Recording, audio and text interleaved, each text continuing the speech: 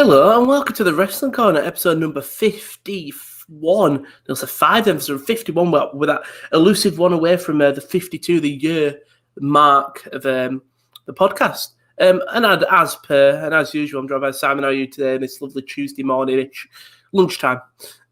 I'm all right. How are you? Not too much in wrestling this week. No, I think it's the setup week. You know, we all know that this weekend is the second biggest night in wrestling. In terms of if you're a WWE fan, it is the second biggest night of the year. You probably could say I'm trying to think maybe SummerSlam, but nah.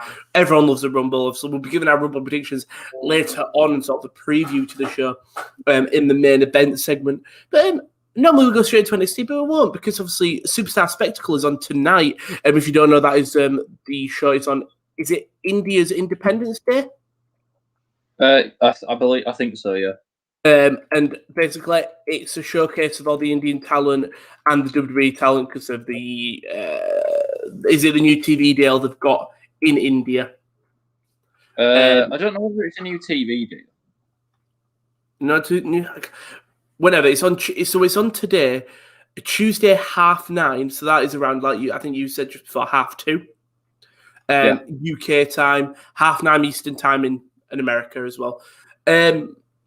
But the first night's card has been revealed, so I'm pretty confident it's 2 nights.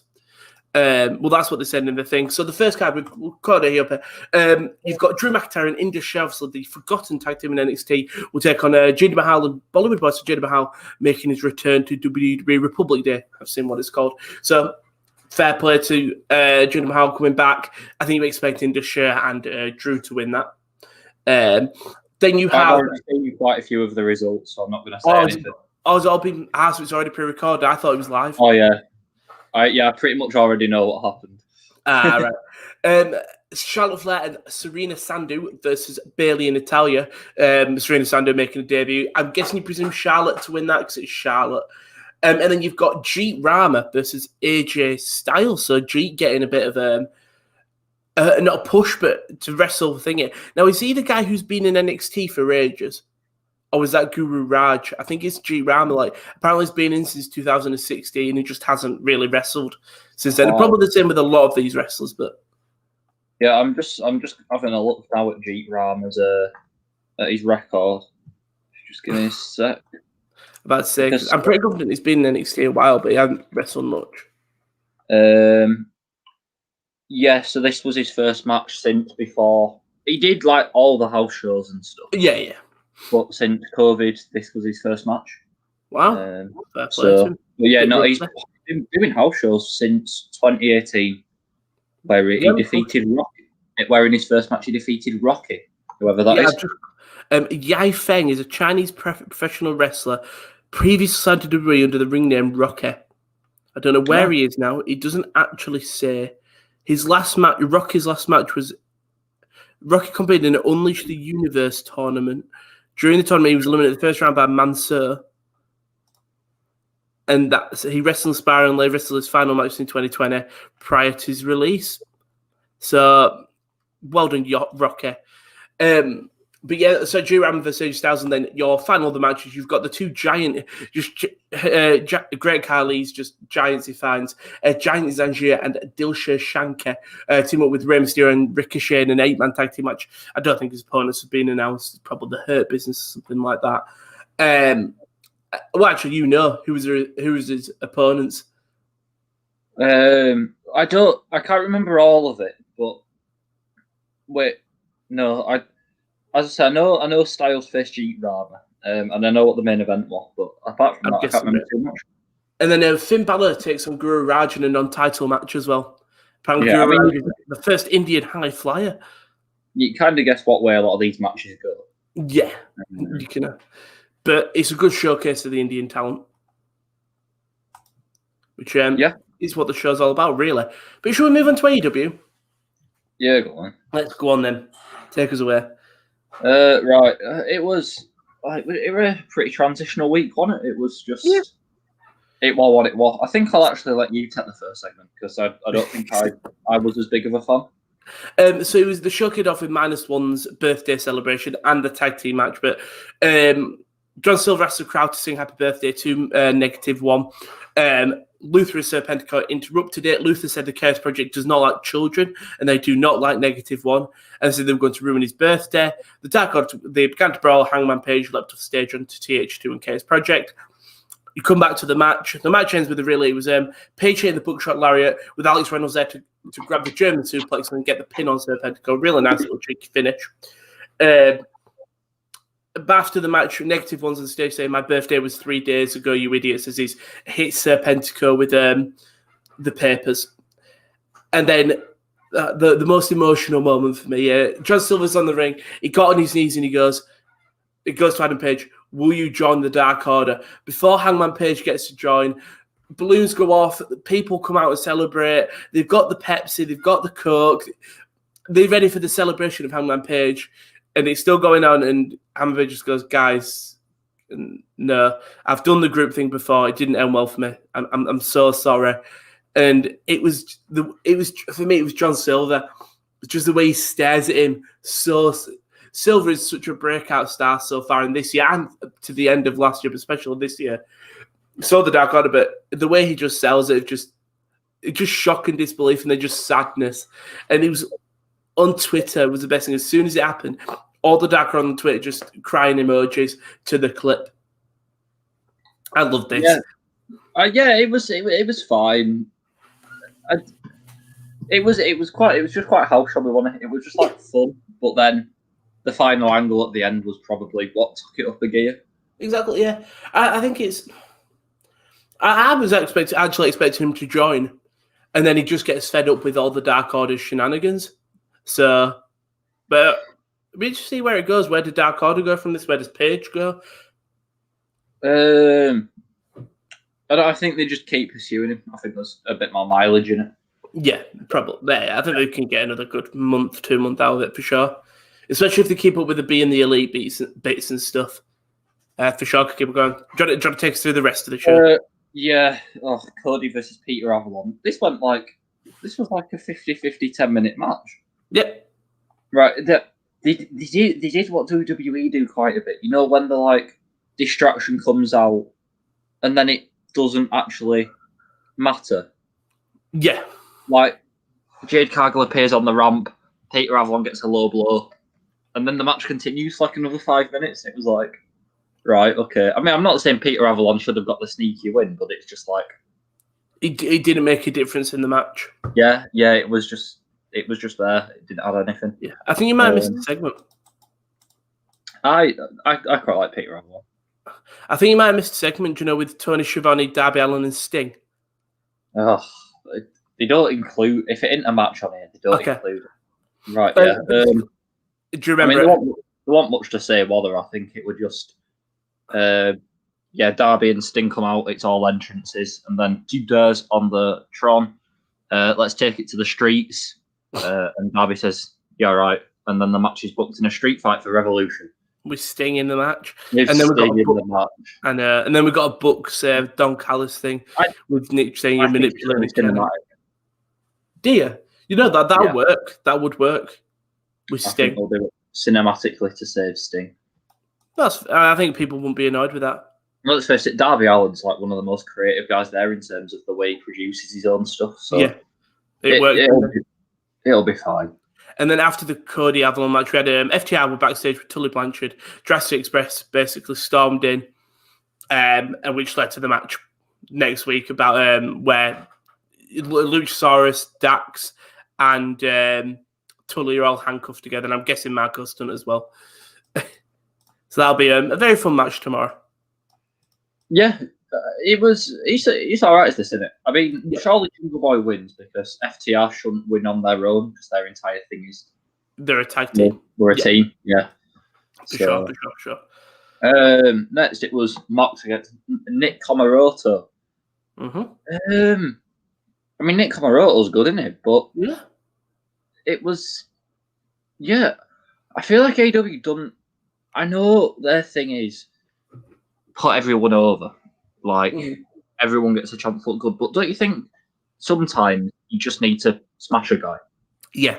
I think that's why Serpentico and Luther are there. And I think because like there are a couple of dark guys who were that should be that. I like the way that these indie guys that are not properly signed do get a chance to shine. Yeah, but like you said, I think in certain matches, like don't put Nick Comor out, and this because this should be a squash easy match for Moxley. It's his first match. He shouldn't look like he's lost a step. So just putting Serpentico, Luther, Brandon Cutler, someone like that. But it's the way AEW work, unfortunately. Yeah, I mean, it was fine. There was nothing really wrong with it. I would just think about how it could have been a bit more effective. Yeah. After that, we had Private Party and Matt Hardy versus Top Flight and Matt Sydal. So this came after their shock appearance on Impact Wrestling. I know. So the number one contenders, aren't they? They are. Well. No Surrender. That's when they're going to face the Good Brothers. So that'll be good. Yeah, it was basically just them embracing the darker side. So yeah, Isaiah Cassidy used a chair. Matt Hardy distracted the referee, and Mark Quinn hit a shooting star press, and they got the win.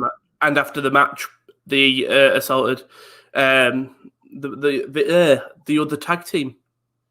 Yeah, I'll be honest. I lost my thing there because I'm just reading through the AEW report, and it said after the match, Private Party assaulted Top Martin and Matt Sydal. Top Martin. Right, yeah. Yeah, Top Flight feel like they're just floating a bit. Yeah. Like they've not really got that much direction at the moment. They're still young, aren't they, though? Oh yeah, like they don't need to be, but I like what AEW do sometimes, but they did it with the Acclaimed and they done it with Top Flight where it's like, new guys, we're giving them a title shot. You lose the title shot. And now you're just floating.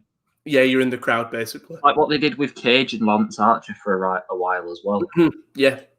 But it's very, very nitpicky. Ultimately, doesn't matter. No. Penelope Ford and Layla Hirsch. Layla Hirsch is like 4'11", isn't she? She's great. She's really good. I think Penelope Ford got the win. Yeah, she did. Cheeky distractions from the butler, Charles Taylor. Yeah, and then afterwards, Miro made Charles Taylor say that he was his best friend whilst Orange Cassidy just walked away. Jim Ross wanted to die. I knew Jim Ross would hate it. It's something that it's corny, but I think you need a bit of corny. I'm not the biggest fan of it, but it's a storyline at the end of the day. I don't normally pick up on the Jim Ross stuff until I read about it afterwards, but the one on this show that really stood out to me, it was in the tag match when I think it were all like breaking down and stuff, and the referee was trying to get everyone back in the corners, and Excalibur goes, "It's mayhem here" or something, and JR just went, "Well, the referee never gets to control the things anyway. Why does it matter?" I was like, Jim. Cheer up, Jim. Cheer up. He probably agrees with The Undertaker. I want to go back to the good old days. This was this week, weren't it? If you haven't seen it, The Undertaker came out and said, basically, he slandered the current locker room. Back in my day, people in the locker room were smoking, playing with knives and stuff, and now they just sat playing video games. And Austin Creed, Xavier was just replied with, "Yeah, and it's fun." Basically, yeah, it's how it replied. I did try listening to the full thing, but I fell asleep. He did come across as quite a twat. Yeah. Oh, but I saw something on Twitter the other day that made him look like even more of a twat. So he wears these like right-wing leaning T-shirts. Yeah. People have gone back to like the roots of the T-shirt company and stuff. And honestly, bad. I'll send you it during NXT. And we might pull it up because it's honestly a fascinating look if I can find it. It's mental, isn't it? But then it was the Inner Circle triple threat tag. We had the Good Brothers attacking Penta as well. I hate these recaps. Why would they not put in angles? Yeah, but I understand the backstage, but not like an attack. Yeah, just Good Brothers doing their thing. Doing a Good Brothers kind of thing. Exactly. And then main event. Proud and Powerful versus Maxwell and Christopher versus Sammy Hager. They got a cameo from Sammy Hager. I didn't know who that was.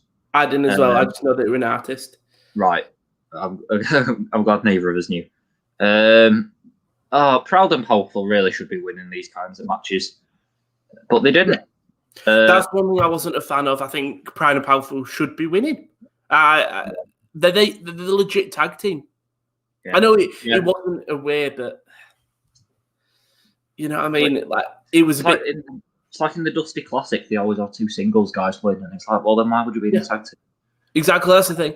I know it was sort of a cheap win for MJF, where it was like a bit of a collision and stuff with Wardlow getting involved and stuff like that. But not the biggest fan of it. Not the biggest fan.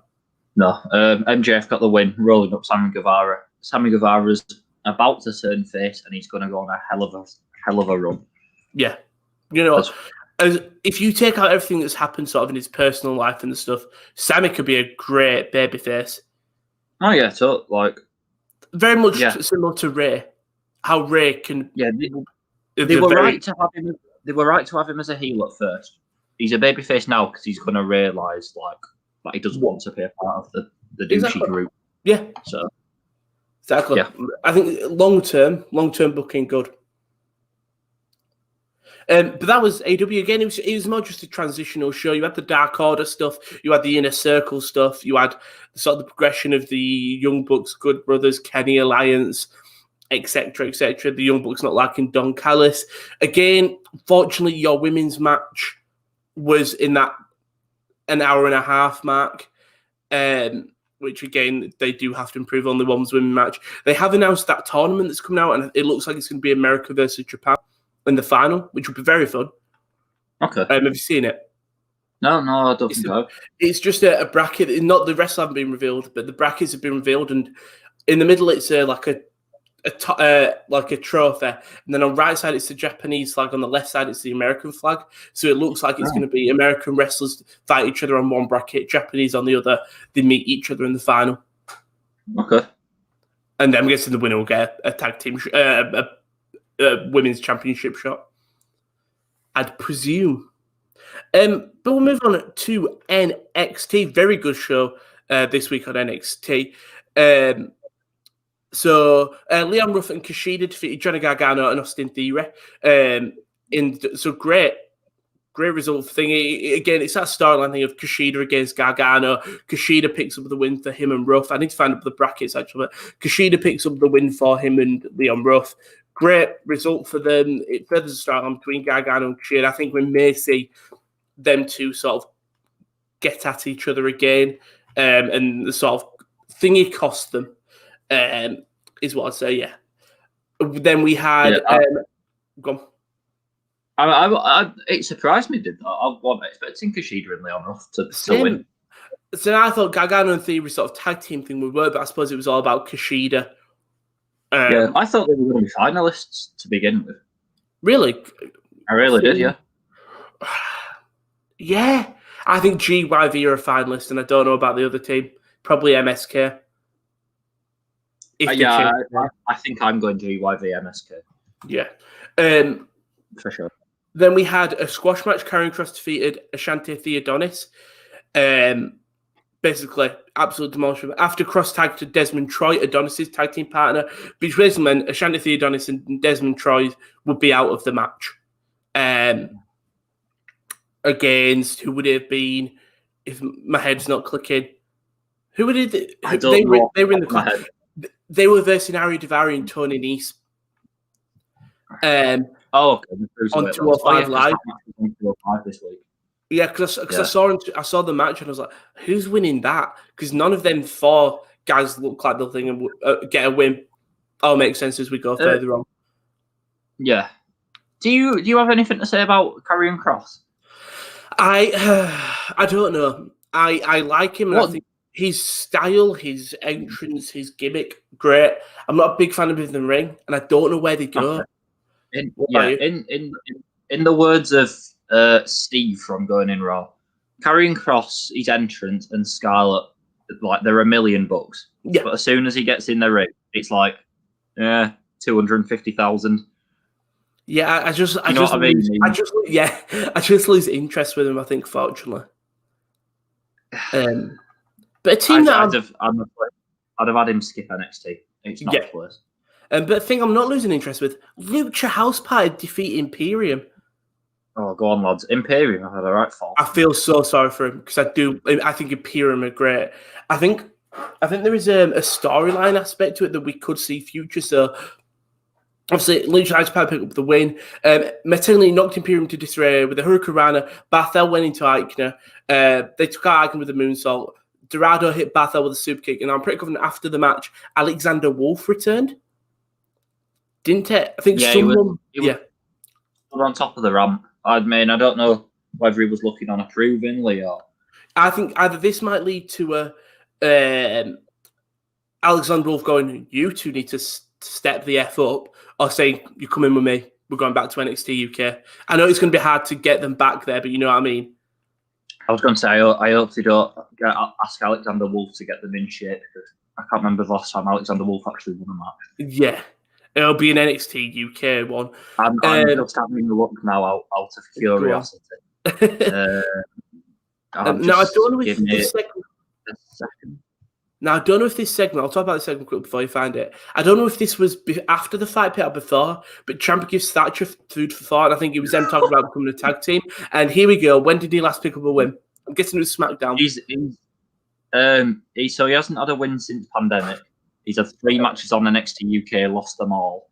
His last win on TV was Worlds Collide back in January, a year ago yesterday. Let's go. Well, see, winning on the big stage. Oh, God, wins for over a year, man. Mental, that, innit? Absolutely mental. I didn't think it'd be that bad. No. Again, another tag team. This was the women's classic, I think, wasn't it? The women's Dusty Classic. I'm just going to check the brackets. I'll start to see whether it's So Casey Catanzaro and Kaden Carter take on Mercedes Martinez and Toni Storm in the first round match. The winner will go on to face Aaliyah and Jessica Mayer or Dakota Kai Raquel. The winner was winning that one. Good match. It looked like Tony and Mercedes going to win comfortably. Io Shirai comes out and pulls Mercedes Martinez off the rope, leaving Storm in the ring. And Caden hits like a nice little move to put Storm on the floor. And then Catanzaro just hits. I don't even know what it's called. It was a twisting senton, but there were so many turns inside of it. I don't think you can give it a name. I think someone said it was like an inverted red arrow. Yeah, it was meant to. It was a great move. She didn't hit it fully, but she hit it very well considering. Pulls off a great win for them two. And I know they rectified sort of the loss when Tony Storm backstage assaulted Io Shirai, just saying you ruined my opportunity, etc., etc. So yeah, great win for Casey Catanzaro and Kenny Carter. They move on to the next round. I'm trying to think when the other match was on. The other match was... Just trying to think. Was the other match on 205 Live, the other women's match? If I can remember. Yeah, it was The Way versus Gigi Dolan and Cora Jade. Yeah, who are two of the new signings. Who are, if you don't know, if I can remember, Gigi Dolan is not Indy Hartwell, Priscilla Kelly, and I don't know who Cora Jade is. Elena Black, I think, but I don't know who that is either. She carries a cup into the ring. Oh, but Priscilla Kelly making a debut in, it's not an NXT, but in WWE. At least. We then had a Legado del Fantasma segment, which I loved. I really like this. Santos Escobar comes out to the ring, supported by Joaquin Wilde and Raul Mendoza. Cuts an amazing promo in English. Really enjoyed it. Lucha House Party come out to sort of challenge them. That's the match that's happening in the next round. Escobar and his buddies, Fantasma, get the best of Lucha House Party. Kurt Stallion comes out to make the stave. I think if I'm right in thinking, he's finally made his debut. Yeah, someone needs to tell Wade Barrett to watch 205 Live. Who is this guy? Why is he here? 205 Live, Wade. He's number one contender. Thing is, I actually quite like Wade. Wade's good. That's the problem. It was It reminded me of JR, where Excalibur's going, the Butcher and the Blade. The who? The Blade and the Butcher. Just watch programming, but Kurt Stallion's made his debut on NXT. Or a return. Yeah, very good. You finally know who he is, and he does actually exist. Yeah. Also, did you know when they announced the women's thing earlier on in the show, Marina Shafir is not with Jessamine Duke. She is with now like a full-time gamer. Yeah, Jessamine Duke is I'm pretty sure she's full-time on Up Up Down Down. Which is fair play. What a way to get a job.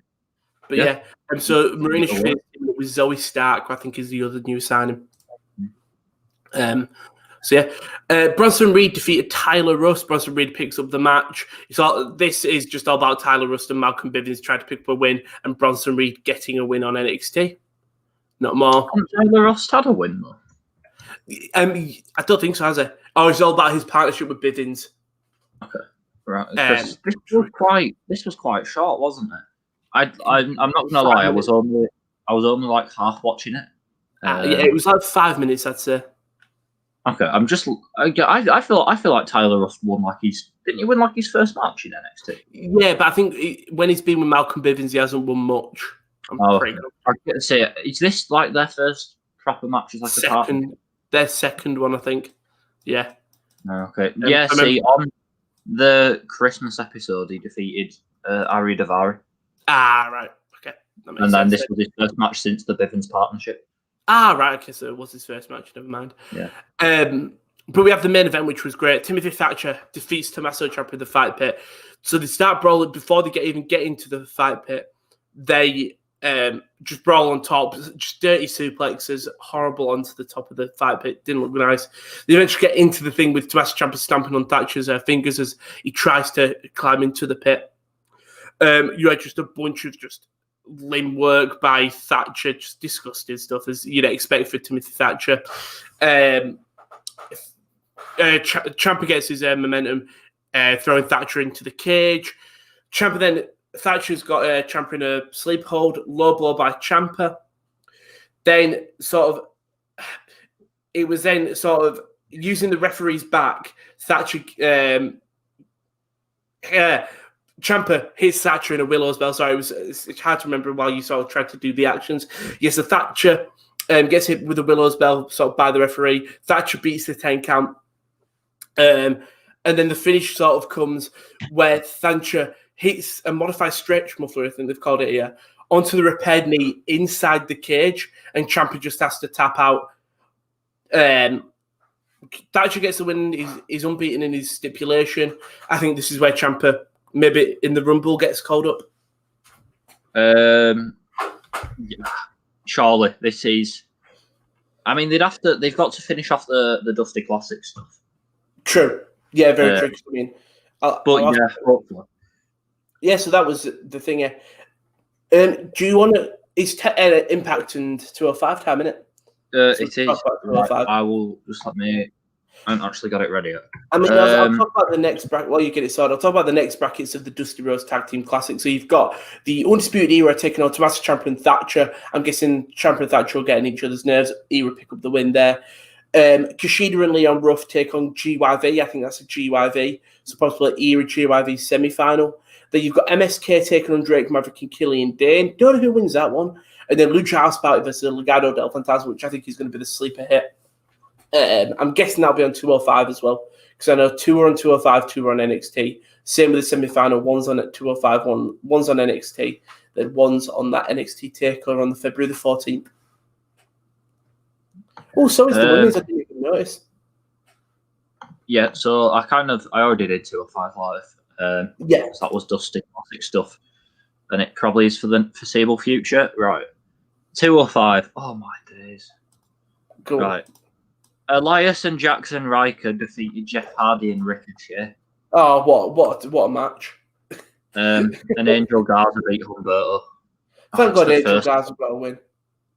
As soon as I see Ricochet on the other side of that defeated sign, you just know, just sad. Yeah, this was no, never mind. What was I going to do next? Oh, I have a look at NXT UK.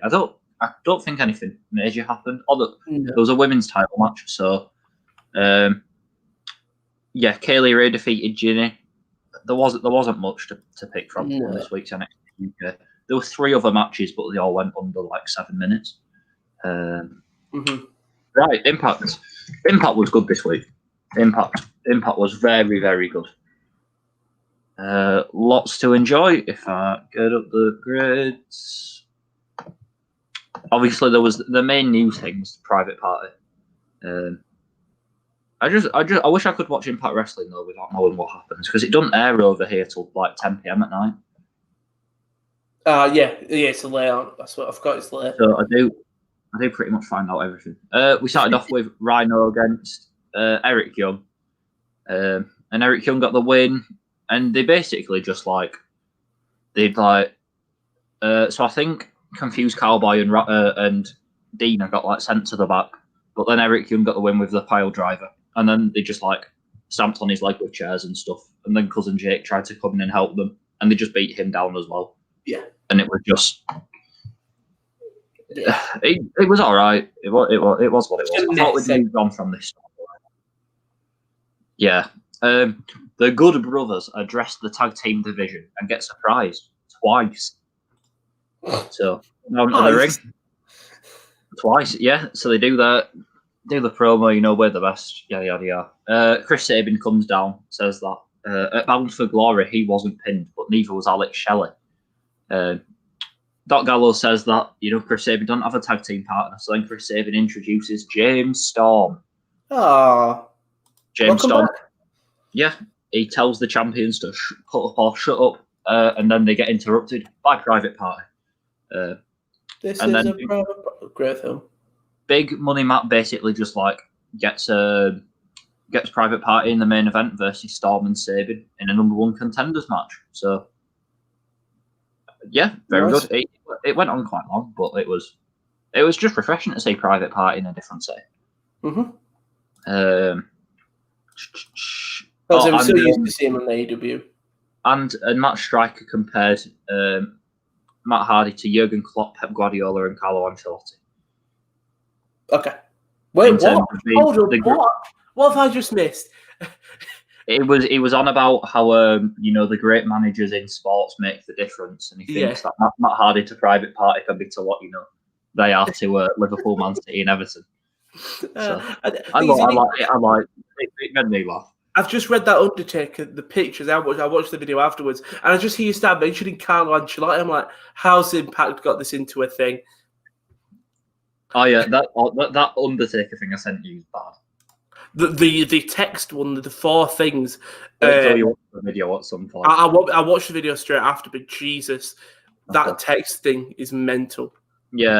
If you want to just watch it whilst I run down the Impact, and then we'll talk about it afterwards because I do want to hear your thoughts on it. Okay. Next, we had Kimberly and Susan versus Jordan, Grace, and Jazz. And Susan and Kimberly got the win. I thought Susan would be a crap wrestler because she's Susan and not Sue Young. Yeah, she's a Karen. Turns out she just got the win, really. Rich Swann calls out Moose. Yeah, so after the Hard to Kill main event, Moose just battered Rich Swann. It was after match. He said during the match he'd be the best teammate possible, which he was, and then as soon as he could, just turned his back on him. So it was just a big Moose promo. Rich Swann comes out. Rich Swann says, "I'll give you your title shot right now." Moose says, "No, I want it on my time." Bit of a scrap. Swann hit a Phoenix splash and finished on top. Yeah. Mm-hmm. This was match of the night. So, Brian Myers versus Falabar. Right. Brian Myers got the win because Falabar never wins. I like Falabar. For some reason, his name just pleases me, and I don't know why. I like Falabar. Afterwards, Gia Miller, interviewer, caught up with Ace Austin and Madman Fulton. They beat down Josh Alexander until Matt Cardona made the save. So that's a tag match for this week. Then we cut to Fire and Flavor, who were celebrating their knockout title win. In walks the Swingman, who puts his arms around them and says, "Now you're ready for the Swingman 2-for-1 special, Daddy." Oh, Jesus. And then Falabar made the save. He's just a perv, isn't he? He's just a big perv. It's literally it. Jesus. And then the main event, Private Party versus Chris Sabin and James Storm. Good 20 minutes or so. Tony Khan and Jerry Lynn sitting ringside taking notes. Yeah, got Tony Khan's on Impact. Yeah, Tony Khan was in the Impact Zone watching on, so that was good. And then they hit Gin and Juice for the win. Matt Striker didn't quite call it like Excalibur, but I'm not sure anyone can. No, Excalibur's incredibly good. I think he's up there, top 3 commentators. This stuff in like the past year. Main event was really good. Yeah, sorry, I watched a video or a tweet, and it was just how Michael Cole choreographs are in one of the best tag team commentary partnerships I've ever thought about. I forgot how actually good them two together are good. Like, after rewatching SmackDown and like thinking, I didn't realize the chemistry they have is good. They bounce off each other well. The heel of Corey to the face of Michael really works quite well. I didn't realize it until now. Yeah, the two WWE, if you know what I mean. Oh, I understand that, but I do think that them two together work really well. It's like, for me, Phillips and Byron. Everyone just sounds the same to me. Yeah, I can see that. But yeah, Gallows and Anderson, Form of Their Lives, Private Party have got a new lease of life. No Surrender, I think it's on February 13th. So that isn't actually that long away. That is in 3 Sundays' time, 2.5 weeks. No, I think it's the same. There's an NXT takeover on that day as well, on the Sunday. Oh, is there? Yeah. Oh, big week for a weekend. Yeah. Also, I started watching that Undertaker video. It was Share a Bullet with ISIS. Some of these, is this OWS? The podcast. It's come from the Attitude Era. I'm a patriot. Weapons part of my religion. This is mental. This is. I think more people need to see it. I don't think it's got enough traction. I Stand for the National Anthem is great. If I can find it, I'll. Family, faith, friends, flag, firearms. The 5 F's. The 5 F's. Yeah, the 5 F's. Oh my god! Like court martial. What? The best thing he could have ever done was stay in character for 25 years. Oh, 100%. You Jackson Riker in disguise. That is mental, innit? It's the Chris Canyon one for me. It's like people go like, separate the man from the wrestler, and it's like, no, the man is the wrestler. No. Like, no. If you're going to say separate them from wrestler, separate Jackson Riker. You can't, regardless of legacy, it can't be one for one person, one for another. Leave politics out of it. Like, exactly. Wrestling's based on politics. Like that's the entire thing. Storyline, is like American defeat baddie foreigner. Exactly. Exactly. Yes. Anyway, The Undertaker's a bit of a naughty man. We'll move on. And I'm not looking forward to seeing him at WrestleMania because he's definitely going to be at WrestleMania. Wrestling? Yes. I genuinely think Cena and Goldberg are lock-ins and they said they want 2 more legends. Well, I'm not excited, is what I should say. But we'll move on to SmackDown now. Asuka and Charlotte Flair defeat the Riot Squad in a non-title match. Again, Billie Kay was back with them. She gets involved. Asuka and Charlotte pick up the win. This is what it should be. But again, it's because they're the women's tag team champions. But on Raw, you've got Charlotte against Lacey, basically. You've got Asuka against Alexa.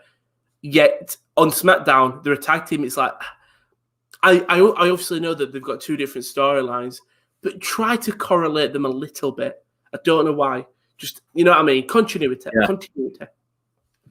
Yeah. Is that Asuka still's the Raw Women's Champ as well, isn't she? She had a title match this morning. Right. Have you watched Raw? Yeah, she did, didn't she? I forgot that was for a title. Apologies, yeah. I have watched Raw. And it was a non-finish. Who'd have thought? What? A non-finish with a mystical character. Onto something that I really do like. Cesaro defeats Dolph Ziggler.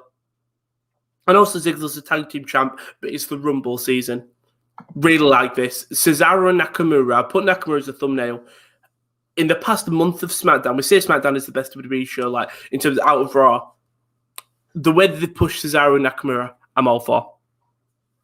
I think they're both going to have very good showings in the Rumble. I hope they do.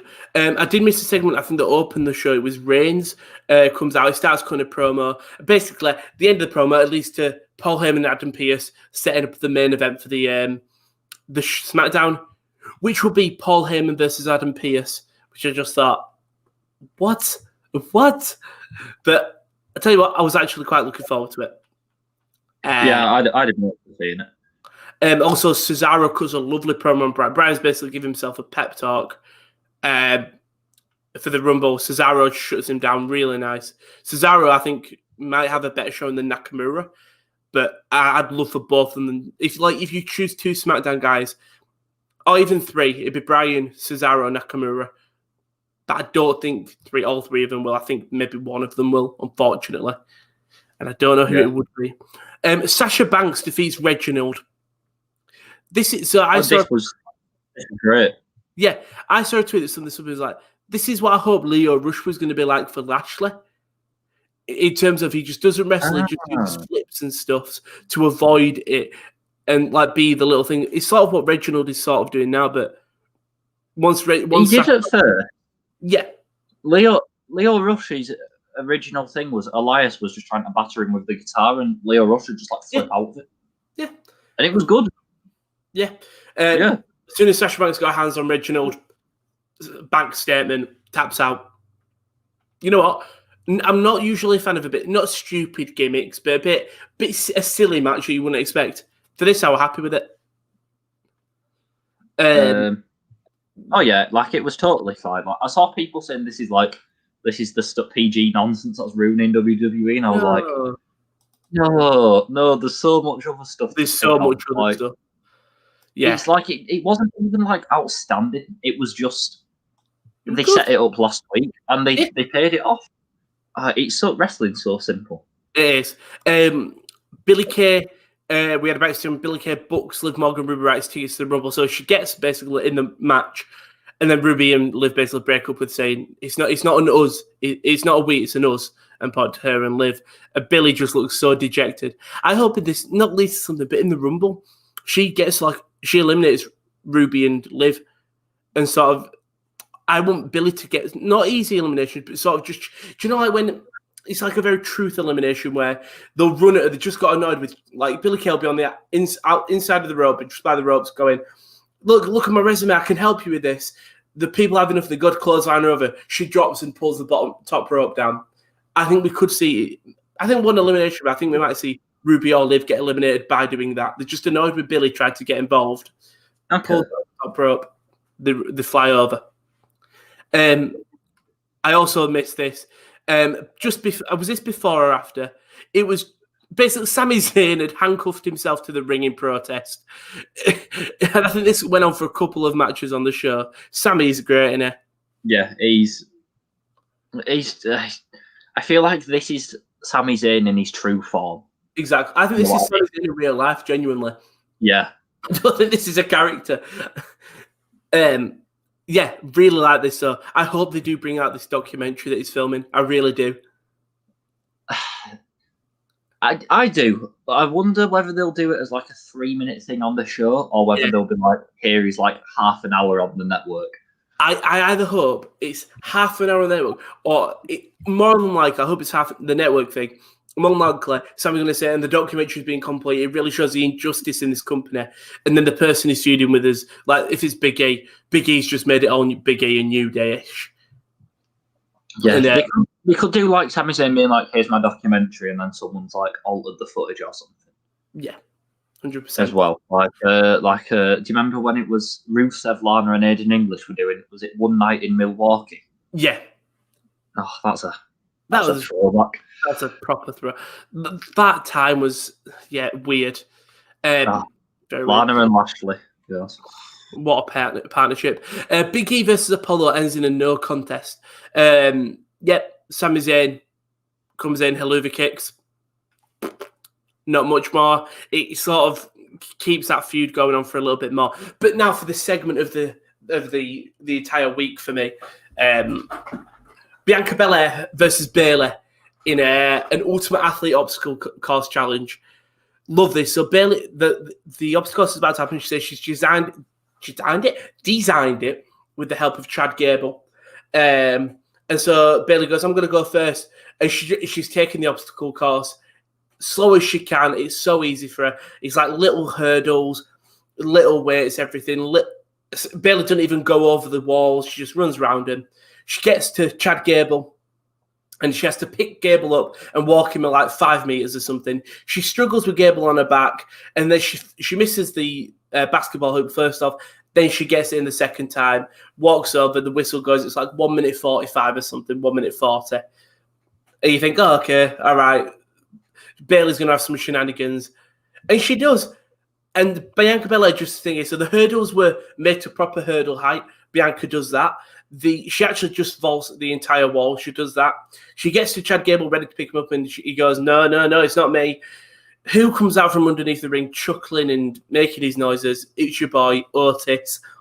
Bianca then just picks Otis up on her shoulders comfortably, walks through. She's just an unreal specimen, and then slam dunks it. And they have a brawl. Bayley attacks her afterwards. I love this. I really did. It was just all about the bit, really, what it were. Chad Gable goes, no, you're going to have to lift someone else. And then from, like, inside of the stairs, Otis... Yeah. It's going oh, yeah. Yeah.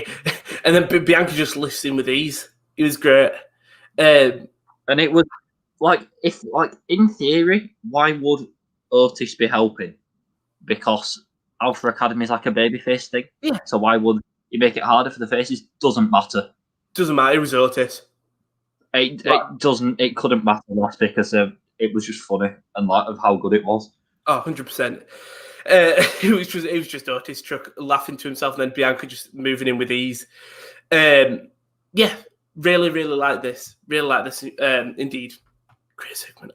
All in my head, I just could hear American Bang, Wild and Young.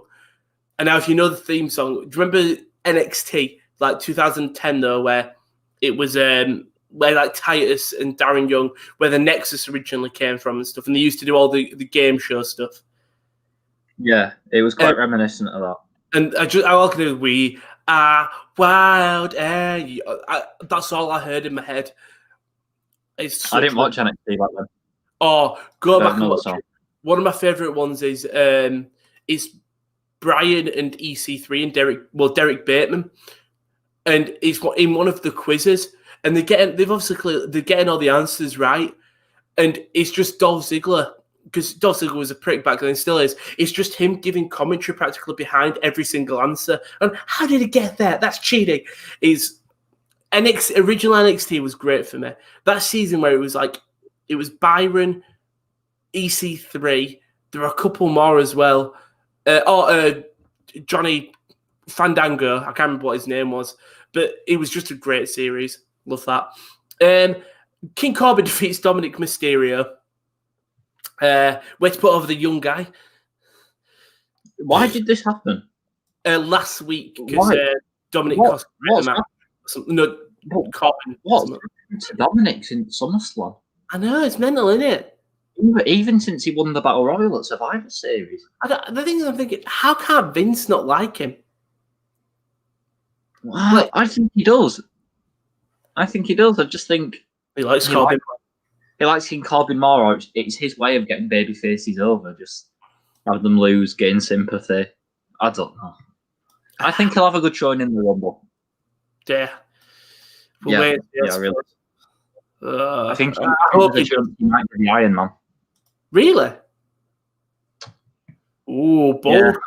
Yeah. I mean, when we come to Rumble predictions, we'll skim through Raw as soon after this main event because we've still got the Rumble to predict and preview. But yeah, okay. Main event segment though, it was Adam Pearce versus Paul Heyman. That match obviously never happened with Roman just beating up Adam Pearce. Kevin Owens comes back in a hooded. He's back. Roman's throwing Adam Pearce against the Thunderdome. KO's wearing all black, comes out, attacks Roman, stunners him, and then puts him through the announce table. Good way to end. It's not the go home show, so KO gets a bit of the thing going into the final SmackDown before the Royal Rumble. But yeah. And Talking Smack was great as always. Yeah, Talking Smack, was it Apollo's promo? And well, they had Kevin Owens on as well. Yeah. Talking Smack is great. Really is. They need to do something about Raw Talk. For sure. I haven't even seen Raw Talk this week. It's our truth that's holding it back. But all right, I know it was, but this week was quite fun with our truth. I quite enjoyed him on Raw. I'll be honest with you. I'm not. I can't go that far. So the show opened up with Drew McIntyre and Goldberg, but it was The Miz and John Morrison. McIntyre comes out, starts cutting a promo. Then Miz and Jomo interrupt. Goldberg comes out to sort of talk to thing. He cuts like a 3-second promo. And then as them two are facing off, Miz and Morrison are just in the background talking absolute wet. And then Goldberg, Drew attack them. They go back to facing each other. And that's how that segment ends. I think it was unfortunate that Drew got COVID, so couldn't appear on the show. And I think this is probably the best thing you could do on the go-home show. Do you know what I mean? Yeah. I don't know. Hang on. I ain't got the notes up yet. Obviously, because I watched Raw well out of order. Yeah. Oh, so this was the opening segment. Yeah, I don't know. Anything with the Miz in, I'm past at this point. Oh, boo. Is he though? Yeah. Is he not just annoying? Correct. It's not a serious threat. No, that's the whole thing about him, though. He is an annoyance. He's not going to be this serious contender with the Money in the Bank. He's going to be that heel. But it's the wrong side of annoying. No, I think it's not. For me, it's not. For me, it's the opposite. Like, he's so annoying, and he's probably going to win it. If he wins it, I'll be annoyed. I'm like, why is this annoying little piece of shit won the belt? And it's because that's what they want us to feel. No. Yeah, but he's not even a viable threat. Like, he does these jokey segments like last week, and then at the end of it, he'll just cut like a dead serious promo, being like, "Take me seriously," and it's like, no, because you've just paid to bring out Gillberg and some fake Drew McIntyre, and then like Sheamus will nearly beat him and Morrison in a 2-on-1 handicap, and it's like, this guy's meant to go head to head with Goldberg. No. In terms of in the ring, yes, I can purely understand that. But I think in terms of the money, holding the Money in the Bank, I hate either heel Money in the Banks who are always teasing it, or Money in the Banks with babyface like, yeah, I'm going to cash in. I like it. It's just an annoyance. He's just the way he talks, the way in him, it's corny. It's 90s school. I agree. But don't you want him to have some like legitimate wins like behind him, rather than just, I am number one contender, but I get beat, but I pretty much never win in a decent fashion. I can 100% see that, but when he wins the belt, people are going to be annoyed because he hasn't won any matches. And so, well, I've got the Money in the Bank briefcase. It won me the thing. I think that's how the payoff is. He doesn't win matches. That's the beauty of the Money in the Bank briefcase. You don't have to earn the opportunity. I think that's people being annoyed for the wrong reason, though. I quite like it. I think people would be annoyed if, like, in kayfabe, I think you're meant to be annoyed if Miz always wins, but it's thanks to that damn John Morrison. Whereas, no, he just never really gets any decent wins. Okay. It's like, no, you're not a viable contender. I reckon if Miz were to win the title, ratings would spike. They'd drop. Really, I think opposite. So yeah, I think maybe not rise, but I don't think they drop. I think people are tuning in to see, well, what's going to happen here? Because the Miz hasn't picked up wins. He's going to lose the belt straight away, or is he going to step up? Okay, I don't think Miz will win the belt, and and even if he does, I don't think he'll hold it for more than 3 weeks. Really, I don't think he'll hold it for long, but I think he may win the belt heel style, maybe just before the Money in the Bank, possibly. I think he might cash in at Rumble. Do you? I think cash in at Rumble. Drew wins, and then he costs Goldberg his opportunity, and then at WrestleMania, Goldberg kills Miz.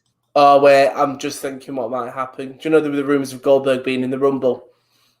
The Miz cashes in, Drew wins by pinning Miz. Goldberg's annoyed, he enters himself in the Rumble. Yeah. You really shouldn't be able to do that.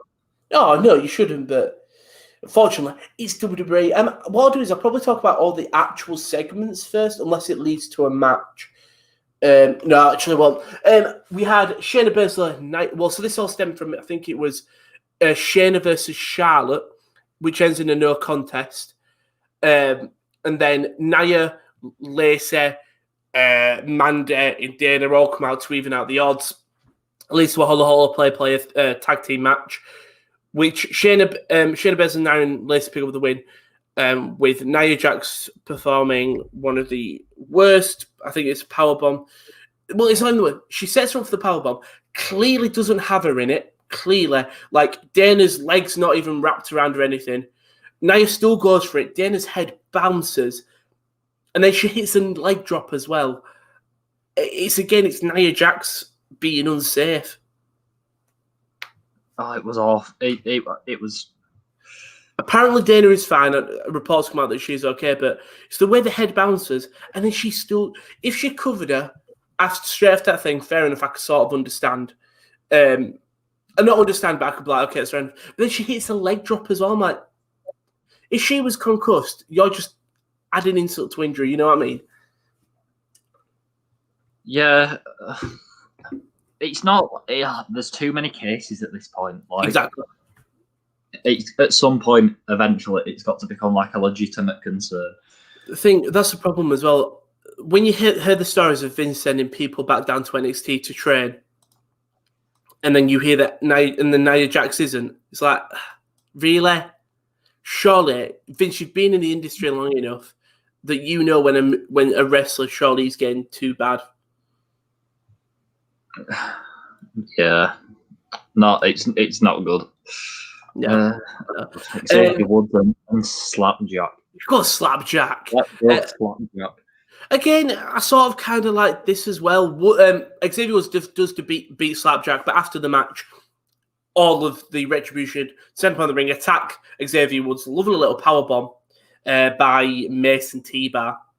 Then they hold him up, and Ali looks like he's going to hit him with a chair. He plays down and says, I'm going to show you mercy. And just to send a message to Kofi, thank you for the Rumble match. Now, if this leads to Ali having an incredible showing and possibly earning an opportunity somewhere down the line, continuity. Do you know what I mean? Yeah. Like, in terms of Ali got his place took off Kofi. Now, Retribution have attacked the New Day. If Ali has an amazing showing, it's sort of the thing of, well, look what I could have done in the Chamber if I had my opportunity, if I wasn't injured. Kofi stole that from me, even though it's not true. You know what I mean?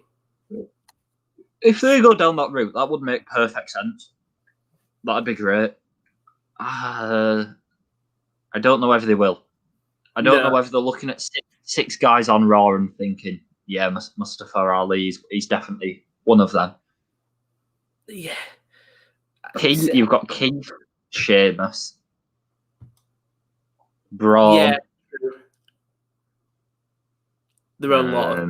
Yeah. There'll be a few others. Yeah. True. Fair play. But I did like the segment. I'll be honest with you. I did like the segment. We had R-Truth and Riddle crash the Hurt Business VIP lounge. So the VIP lounge segment's going on. And they're all talking about and Cedric's getting a bit too big for his boots, etc., etc. R-Truth comes out and says, you've thrown me a birthday party. And there was one line that made me chuckle because they gave MVP a little necklace that said THB, the Hurt Business. And Truth comes out and said, you threw me my birthday party. I mean, I overheard some things that it was supposed to be last week, but I understand you're doing it for me now. And he goes, what, Truth? It's not. He goes, yeah, it is. The necklace, it says THB, Truth, happy birthday. Made me chuckle. It did. I'll be honest. I am so past the point of being, haha, look at R-Truth, isn't he dumb? It made me chuckle because it just said Truth, happy birthday. Truth eventually gets sort of crowded by the 24/7 division. The Hurt Business go attack there, leaves MVP in the ring. MVP gets beat up by Matt Riddle. Matt Riddle scampers away. Ta-da, lovely. That happens. No. It's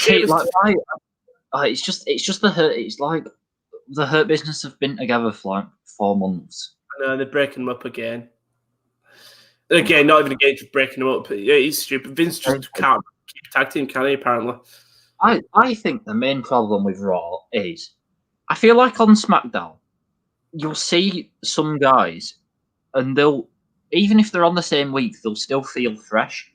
Or they might rotate people in and out for 1 week or 2 weeks. On Raw, I feel like they're using the same people every single week and just using them in different combinations. Yeah, 100%. I can. Nobody feels fresh. Every time someone comes on, I go, oh, God, these again. Not them again. Because everyone feels overexposed. Yeah, I can purely understand that. Sheamus beats Morrison. Miz gets annoyed, and then so they have a 2-on-1 handicap match, which they win. Sure, AJ Styles defeats Truth in a non-title match. The Truth hits the 5-knuckle shuffle, but Styles hits a calf crusher in. The R-Truths, I don't know if I'm just miserable. The R-Truths are funny. And I like Big Ninja, but I'm a bit... At what point are we going to stop the thing of someone looks at Big Ninja and they just get, what's the word? Hypnotized. Yeah. I don't know. I think the Big Ninja stuff works just in terms of people are scared of him. Yeah, but they're scared of him. But everyone just like looks at him like, "Oh my, is that guy real? He can't be that tall." Right. Imagine if you're walking down the street and you see 7 foot. You're going to sort of peel off from him, are you? You are, but you see, you would for the first time. You wouldn't after he's been on the brand for 3 months. I suppose true, but I still be. Our Truth literally saw him on Raw Talk last week. He knows how big it is. Yeah, but like when you're in when you're in like a wrestling situation, you're always going to be freaked out by it. You don't want to fight him. It's just similar to like, I don't know. I'm trying to think of a sport. Rugby. The little winger's not going to want to run at a prop because the prop's just going to outsize him. Like I can understand that. Riddle defeats Shelton Benjamin, MVP, and Cedric Alexander in a Gauntlet match. Beats them all within like 5 minutes. Well done, the Hurt Business. Bye bye. Right, that was dreadful. Don't skip Alexa's playground. No, sorry, I completely forgot about that. Alexa wouldn't want to do that. No, Alexa has another playground thing where she says she's going to bring the Raw title to a playground. Yeah, thank you, Alexa. You know what? It was a good promo. I quite like the playground. I'm totally past it. Are you? Yeah. I zone out mentally. I don't mind it. We'll talk about the main event because I actually didn't mind this. Okay, I minded one thing, but Edge's announcement. Oh, well, that's the one thing I tried to. I forgot about it. Why? There's stuff being announced on the bump as well. First of all, why would you announce Edge's return? Yes, it's been a while, but have you seen what they're doing on backstage? Yes, where they're announcing number 1 and 2 for the women's and number 30. This company is like so dumb. Do you think they care? They've just got that big NBC. No, they don't care about shock moments. They care about social engagement. Exactly. But also, they've just got that big Peacock deal. So I don't think they're gonna care. Also, when we look back on this in times ahead, it won't matter whether we know it's a surprise or not because there's no fans there. Yeah. They can pipe in as much alternative noise as they want. Yeah, I know. They'll rewrite their own history. So I think the worst thing is, I think announcing number 1 and 2 is fine because they're rarely ever surprised. Not surprised, but it's never anyone. Oh my god! Unless it's a huge return doing a Marathon Man, but not number 30. Oh no, you don't even need to do that. You just don't announce it. No. I understand that. 100%. But I'm like, if they want that social media engagement and say, fine, announce number 1 and 2, people won't care. Don't announce number 30. That is a bit. You've looked through an hour match, and then all of a sudden that 30 things. Oh, is he going to be a surprise? Is he going to be Dolph Ziggler again when he doesn't have the United States belt? Oh, what's going to be? What did you meant to R-Truth be number 30 when he won Mixed Match Challenge? But everyone knew he was going to be number 30. I kind of liked it just because I think because he won it. He won the opportunity. That's fair enough. And don't announce it when it's going to be random, unless they said, on SmackDown there's going to be a number 1 contenders match for the 13. They covered it number 30. It's going to be a fatal 4-way: Bryan, Cesaro, and Nakamura, Corbin. I go, okay, it'd be a bit disappointing, but at least they've earned it. Same with the Truth. I just don't like that they're announcing it randomly, and I don't like that they announced Edge's return. I think it's going to be Braun. Yeah. I think they'll be like, number 30, whoa, it's this guy returning from injury. Just imagine, because Punk has got his... I know this is not going to happen. Punk's got the backstage links. Imagine if they do just go... and the number 30 match in the women's match is going to be... Well, so let's say they announce the men's. It's going to be CM Punk. Imagine. That'd be so dead because they've done it on backstage. Yeah, exactly. And I think it's still... But even if Braun returns, nice, Braun's back. That's nice to see. One thing I do like about the Rumble is the cover art. The comic style is really cool. Yeah. I genuinely might buy it, see if I could get a thing of that framed thing. I'm pretty good. You could buy. I want to keep stuff that's like memorabilia. So I got then trading cards, and I've got the Kyle O'Reilly signed map piece. I really wonder if you could get a signed Rumble one that I'd like to keep. Anyway. Go back to Raw. The main event was Asuka versus Alexa, and it ends in a no contest. So the match is happening. Alexa's in what's it called? She's in a normal gear, but all of a sudden she switches, as you expect from Alexa currently now. Possessed Bliss appears. She locks in the mandible claw, and then behind her, Randy Orton appears. I'm all for this. Orton hit the RKO. Bliss is just dead to the floor. Great way to end it. This is what's probably going to trigger the Fiend to come back. That's fine by me. Orton's looks like he spilled ketchup on his face. And I know it's supposed to be burn marks, but it just genuinely just looked like ketchup. I thought he looked like he'd spent too long on the sunbeds. Exactly. It didn't really look... I understand it's probably hard to make it look like legitimate burns, probably without offending someone, but like, it did look like he spilled ketchup on himself. But I love the RKO. The RKO was so smooth. Alexa sells it perfectly. Yeah, don't mind it. That bit was fine. I think it's 2 years on since he RKO'd Nia, so it's been a while. It wasn't like he was like, Randy's RKO'd bloody Shayna 2 weeks ago. He's like, it's been a while, so it's a bit that. Oh wow! I don't want people to. I don't want people though to get too caught up in the fact that WWE do moments, not stories. People will be like, Randy Orton RKO'd Alexa Bliss. Wow, that's awesome. Okay, why? Look at the bigger picture. It's a title match in the main event of Raw that had a non-finish. But I think have a finish and then have him do it. It's a cop out. Yeah, but who wins? If Asuka wins, that just makes Alexa look weak. Don't book the match. Yeah, obviously, but the match has been booked. I think it's fine. Randy, this is a moment for Alexa to win the belt that she wanted. Randy's got interfered. Sort of makes sense in a way, I think, anyway. If you were a casual viewer and you tuned in to Raw and they advertised a title match all night long for 3 hours and then it came to it and there's a non-finish, you'd be annoyed, wouldn't you? But it's just because... I don't think in this way, no. I think if it was a shock thing of, Orton's RKO'd Alexa, fair enough. If it was like Alexa's used a chair or something, yeah, 100%. But because it's a bit of a shocker, I can lay off anyway. I'm overly positive. But that was Raw. I think the ending was good, but again, Raw needs some serious improvements. Hopefully after the Rumble we see it. I really do. I don't know what the way out is. I really don't. Apart from 2 hours, I don't know what the way out is. I don't. I doubt we'll see 2 hours. I really do. Oh, we will. Yeah. Not at all. But we'll if we go here, time for the main event, and it's just Royal Rumble predictions and previews. So first, we've got Asuka and Charlotte Flair taking on Nia Jax and Shayna Baszler. Who do you think wins that? Charlotte and Asuka. Charlotte and Asuka. I think we never touched on Lacey Evans and Ric Flair getting all touchy-feely. Yeah, it's a 75-year-old man or whatever getting his horn on. Basically, Charlotte's interview was weird. It was like, the world looks at my dad, Ric Flair, as being this charming old man who's always having fun. And it's like, no, we don't. We just look at him as being horny. He's a horny old man. He's a horny pensioner. Yeah. And then she was like, I'm going to go out there and show why everyone calls me Miss WrestleMania. I didn't know they called her that, did they? No, I didn't know they called her that. But yeah, go on, Miss WrestleMania. I'm going to call her now on.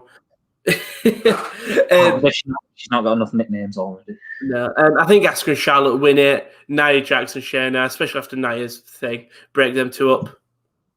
Get them belts over to SmackDown because I'm enjoying it. I know they probably don't have the depth in women's division, but I'd rather enjoy.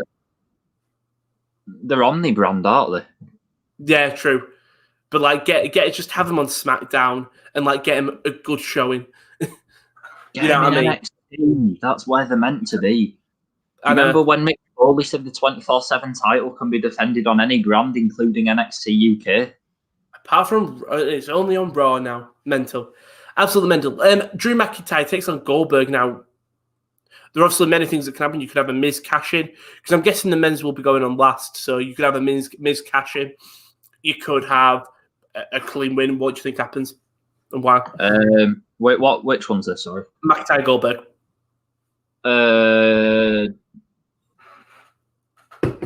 I'm going with Drew. Going with Drew? Okay. Yeah. Not certain, but yeah. Yes, Sam. I think it's a Drew win. I think there's going to be interference, but I definitely think it's a Drew win. I think Goldberg may be in the Rumble, though. I think that's one thing that I might, I just think... I just think if he doesn't win, I think Goldberg will be... I don't know if he'll win the Rumble. I hope he doesn't, but I think he'll be in it for sure if he loses. Due to shenanigans. Roman Reigns with Paul Heyman. This is Kevin Owens now last man standing match. Now, this is an interesting one. I think maybe the result's obvious, but I think this could be a shock one. Who do you think is going to win and why? It's got to be Roman, hasn't it? I think it's Roman, but I wouldn't be surprised if KO... I'd love it. I'd love it if KO wins. Would you? I don't know where you go with it. Or if you do a KO mini win, that's fine. I don't know. The tribal chief's not showing enough vulnerability yet. He's still too dominant. I kind of like it. The thing is, I think I don't like this match. I was hoping, my prediction for the Rumble was KO. That's definitely going to be changed. Look, we saved ourselves a month to change if you wanted to, but I kind of like that. KO wasn't in it because I thought, okay, this could lead to a Rumble KO win. KO lurks on the shadows as Reigns is normally involved with someone else, and boom, KO gets involved and gets the Mania win. I think unfortunately it's a Roman win, but it's unfortunate because I'm a big KO fan, but it's not because Roman's on the form of his life. Yeah. Now we'll start with the women's. First of all, we'll tell you the people who have been announced in the match. So there's currently 12 out of the 38 have been announced. So you've got Nia, Charlotte, Mandy, Dana, Peyton, Alexa, and Shayna. They're from Raw. And then you've got Bianca, Bayley, Liv, Ruby, and Tamina. So we all know who's winning the women's. Who do you think? It's obviously Tamina. Who do you think is winning the women's? Either do you think it's going to be a surprise one that's not being announced, or who are you going to go for? Rumble. Yeah. Rhea Ripley. Oh, you know what? I don't think enough people have speculated it. No, I'd love it if Rhea in it. I really would. Oh, I want to go Rhea because I'll go for Alexa because I've said Alexa a lot. I don't know who she goes for. It'll be Asuka again. Lord, I hope not. I think it's Alexa's. I really do, unfortunately. Oh, that'd be dreadful if they had to win the Rumble 6 days after just having a title match. I think also WWE, since he has the Women's Rumble, have done in patterns. So you had Shinsuke and Asuka, both Japanese wrestlers. You had Seth and Becky. Then you had Charlotte and Drew, Vince's sort of people. In terms of Drew was the chosen one, obviously. Not thinking then Charlotte is Vince's thing. I feel like they might go Alexa Fiend, possibly. Unless you want to go Rhea and Shane Thorne. Slapjack, sorry. Rhea's such a good shout. I'll say Alexa, but I think Rhea, possibly. Rhea's a great... But like you look there, we've still got 18 people who have not been announced. So obviously there'll be scraps of like people who were not on the shows. But like you're still going to probably have to have 12, 15 maybe people who were shocked. So maybe I think this is going to be a lot of NXTs. I was thinking this morning about how they'll structure it, and I think they'll go 15 Raw, 10 SmackDown, and 5 extras. I don't think there's that enough though. There's not many Raw female superstars. Really? You know what I mean? No. I'm pretty confident if I look WWE Raw women's division, female wrestlers, women's division. What? Kavita Devine there or something. Yeah, I'm just looking now. Sorry. Where's the list? Didn't I have a list of superstars? Here we go. Women of the year. Why did you show? Stupid. List of WWE personnel. Here we go. Female wrestlers. So you've got on Raw. Is this Raw? Yeah. You've got Alexa, who's in the match. Asuka, who can't be. Becky Lynch, who maternity leave. Charlotte, who could be in it. Dana Brooke, Lacey. Lana, Mandy. Mickey, Naomi. Nia, Nikki Cross, Peyton, Reckoning, Shayna. So a couple of them been now. So I'm on 14 on Raw, but 13 is it? But then Charlotte might not be Charlotte man. And then on SmackDown, you've got Tamina. So you've got Bayley, Bianca, Billie Kay, Carmella, Chelsea Green, Liv Morgan, Natalya, Ruby Riott, Sasha, Sonya, and Tamina. So take out Sasha because she's the champ.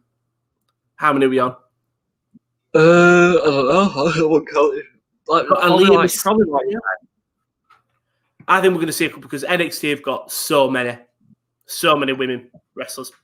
I think we'll see. I think Rhea will be definitely. Maybe Shotzi, Raquel possibly, Indy Hartwell. I could probably say Candice maybe even. All depends on the bubble stuff. Any female wrestlers? I think Tony Storm and Mercedes Martinez because they don't need to be in the NXT bubble because they're out of the Dusty Classic. True. Very true indeed. Oh, that's a great shout, actually. I'm just looking for 205 unassigned wrestlers. Maurice, Ronda Rousey, John Cena. Who are you? Ronda Rousey. What a shout. Okay, sorry. I'm just imagine if Ronda returns. Sorry, I'm just looking at unassigned wrestlers. This wrestlers whose contract status are unknown. So you've got Cena, Maurice, and Ronda. You've got Hideki Suzuki. Who? Right. Who? Oh, you've got Sari, but I think she's going to NXT. Who? Sari. Who's that? Can you see her there? Yeah, I remember her now. Sari. Well, she's just finished her tour of Japan, basically. Yeah. Okay. So that's women's. So you're going for Rhea, I'll go for Alexa. The men's, the people that have been announced for the men's: Daniel Bryan, Lashley, AJ, Orton, Otis, The Miz, Jey Uso, Cesaro, Jeff Hardy, Sami Zayn, Dolph Ziggler, Shinsuke, Big E, Morrison, Sheamus, Mustafa Ali, and Edge. So 17 of the 30 have been announced. Oh, God, that's so sad. I hate being announced. Yeah. Who do you think wins the men's? I think it's a tough one. Daniel Bryan. Or Brock Lesnar. I can't decide. No, that'd be awful. No. Fiend eliminates Randy for the win. Oh, God, that pains me to think about. Oh, I know. But he eliminates Randy. But then will he want Drew? Oh, No, because I think SmackDown's more suited to having a Rumble winner and then Raw goes into the Elimination Chamber. True. So if you look at the SmackDown announced, Bryan, Otis, Uso, Cesaro, Zayn, Ziggler, Nakamura. You know what? Bold. I'll go with Bryan because I think you're right. If it's not the Fiend, I think Sami Zayn might be a top 2. I think it'll be a Karen. It'll be very similar to like Santino. Do you know? Not like heel, but in terms of he just appears at the end. Sami handcuffs himself to the Rumble ropes. He never enters. And he handcuffs himself to the outside. Number 28 finally it's a Big E or something, finally puts him in the match. And then Sammy just cowers in a corner or something until like the final 2. It's a funny gag in the middle of it. I think he might handcuff himself. We forget it because of the Thunderdome. He handcuffs himself to a part of the ring that you don't see on camera. Then all of a sudden, 28, he's handcuffed himself and he's in the match. He's too mid-card. He is, but that's what the Rumble could be for. It can elevate people. Sami Zayn, I don't think he'll win, but I think he could be a top 4 because obviously they do odds for top 4. It'd be a nice surprise, but I just out of all the other names that are there. Yeah, I understand. I'll go for the Fiend though. I'll stick with my Fiend and Alexa. I think you might be right. I won't rule it out, but I hope not. Yeah, I really hope not. We'll wait and see. But yeah, so that Rumble is on this weekend, the 31st of January, this Sunday. So tune into that. On the channel, there's so much to promote. YouTube, obviously, you're on it. YouTube.com/thesports. YouTube.com/the sports corner YT, all lowercase. The Twitter is @the_top corner. That's where you get all the updates on articles that are going up on the website, YouTube videos, etc., etc. And the website, the sports-corner.com. An article just went up this morning with Josh previewing the darts, the Masters Premier League. You've got the Instagram, the _sports_corner_, where if you just want your quick updates on when we're going live, or if we are live, follow us on there. In terms of watch alongs that are coming on the channel, we've got the Coppa Italia live watch on. That's tonight, and that's with Josh, KL, and Simon. Simon's hopping on for this one tonight. Great Milan derby. Should be a very, very fun game in the Coppa Italia. Then on the 28th, so in 2 days, which would be Thursday, Will and to be confirmed, might be me, might be Josh, might be KD. We'll be reacting to the Tottenham Hotspur versus Liverpool game. Very huge game in terms of the title. Tottenham beating Wickham 4-1 yesterday. Liverpool losing to Manchester United in the most recent fixtures. That'll be live at 10 to 8 on the channel. You have the Ladbrokes Masters first round on the 29th of January, so in 3 days, that's on a Friday. That'll be live 7:10 with Josh, and so will the second round on Saturday. That'll be on at 7:10 as well, the day 2. So keep going, Price. To keep on defending his title reign. And then on the 31st of January, me and KD will have to discuss, but we may do the kickoff show. We'll wait and see and stuff. Will be me, KD live, and then we'll have KL hopping in after every big match just to have a chat with us. And then obviously the rest of the corner, we're back on Tuesday with our bumper review and a brand new layout as well. Fingers crossed if that goes all well. But Simon, thank you very much for joining us. It's been a good discussion about how awful Raw is and how good SmackDown is. Pretty much. I do want to enjoy it, but I just can't. I can understand. But thank you very much for joining us. Don't forget to like and subscribe. Don't forget to look at everything. Channel, website, new articles should be going nearly every day. Watch along later on tonight. We'll see you next week for the big Rumble review.